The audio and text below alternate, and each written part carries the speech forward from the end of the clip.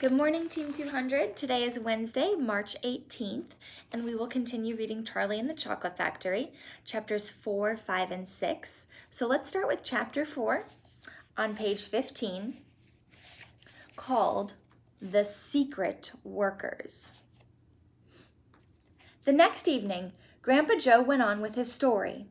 "You see, Charlie," he said, "not so very long ago there used to be thousands of people working in Mr. Willy Wonka's factory. Then one day, all of a sudden, Mr. Wonka had to ask every single one of them to leave, to go home, never to come back." "But why?" asked Charlie.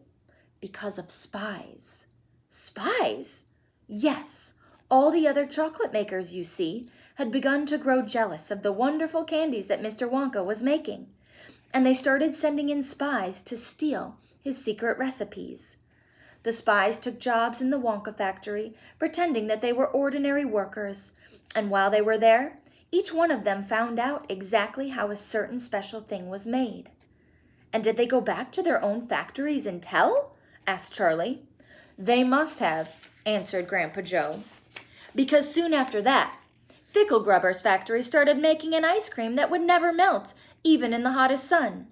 Then Mr. Prodnose's factory came out with a chewing gum that never lost its flavor, however much you chewed it. And then Mr. Slugworth's factory began making candy balloons that you could blow up to huge sizes before you popped them with a pin and gobbled them up. And so on and so on. And Mr. Willy Wonka tore his beard and shouted, 'This is terrible! I shall be ruined! There are spies everywhere! I shall have to close the factory!' But he didn't do that," Charlie said. "Oh, yes, he did. He told all the workers that he was sorry, but they would have to go home. Then he shut the main gates and fastened them with a chain, and suddenly Wonka's giant chocolate factory became silent and deserted. The chimneys stopped smoking, the machines stopped whirring, and from then on, not a single chocolate or candy was made. Not a soul went in or out, and even Mr. Willy Wonka himself disappeared completely. Months and months went by," Grandpa Joe went on, "but still the factory remained closed, and everybody said, 'Poor Mr. Wonka, he was so nice, and he made such marvelous things. But he's finished now. It's all over.' Then something astonishing happened. One day, early in the morning, thin columns of white smoke were seen to be coming up out of the tops of the tall chimneys of the factory. People in the town stopped and stared. 'What's going on?' they cried. 'Someone's lit the furnaces.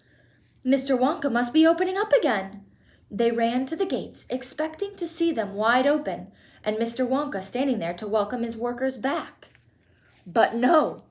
The great iron gates were still locked and chained as securely as ever, and Mr. Wonka was nowhere to be seen.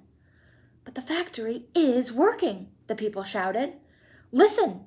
You can hear the machines. They're all whirring again, and you can smell the smell of melting chocolate in the air.'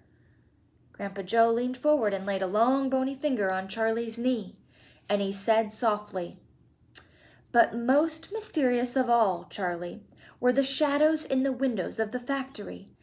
The people standing on the street outside could see small dark shadows moving about behind the frosted glass windows.' 'Shadows of whom?' said Charlie quickly. That's exactly what everybody else wanted to know. 'The place is full of workers,' the people shouted. 'But nobody's gone in. The gates are locked. It's crazy. Nobody ever comes out either.' But there was no question at all," said Grandpa Joe, "that the factory was running. And it's gone on running ever since for the last 10 years. What's more, the chocolates and candies it's been turning out